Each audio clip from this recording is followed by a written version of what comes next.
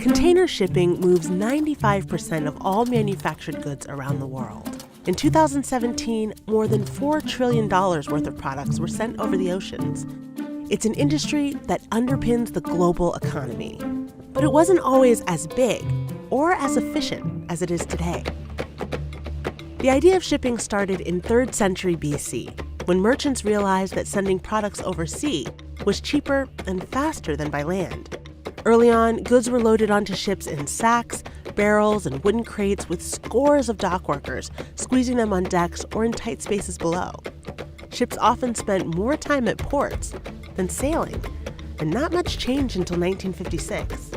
That's when American truck driver Malcolm McLean stacked 58 metal boxes on a ship going from New Jersey to Houston. This idea completely revolutionized the industry. The containers not only protected the products, but when the ships docked at ports, truck beds and freight trains could take them away without repackaging. A flurry of innovation followed, and container sizes were standardized.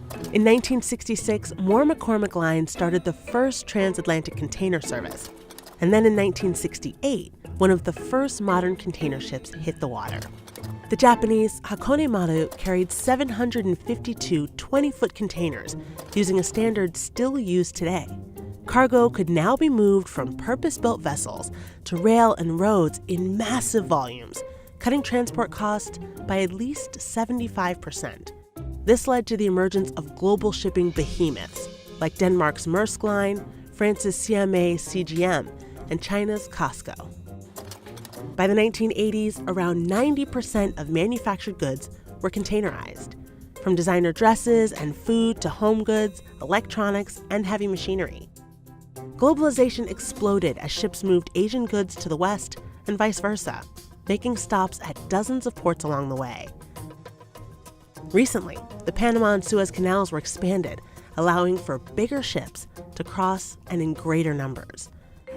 But it's not all been smooth sailing. The industry has been plagued by too many ships in the water, sparking a series of price wars that plunged many operators deep into the red and completely sank others. This caused a wave of consolidation, seeing the top 20 ocean carriers shrink to 11, a number that's expected to get even smaller. Shipping has also seen criticism from governments and environmentalists, who say that it's responsible for around a quarter of the world's nitrogen oxide pollution. In response, operators are adopting cleaner fuels like natural gas. Today, the industry continues to boom. Container ships are as high as the Empire State Building if turned upright and can move more than 20,000 boxes each. A single container can hold 10,000 iPads at a cost of 5 cents each from Shanghai to Hamburg. The average TV coming to the US from China costs less than $2 to ship. The most recent growth has been in refrigerated shipping. Fresh produce, food, and flowers that once only moved by plane are now shipped on satellite-tracked reefer boxes that keep them fresh. Bananas can last in these for up to 50 days. So what does the future hold? Likely crewless behemoths running on batteries that can move 50,000 containers, and global cargo distributed through blockchain technology that will eliminate paperwork and further cut costs. Later this year, the first so-called Tesla of the Seas will hit the water in a Norwegian fjord, moving fertilizer from a production site to an export port.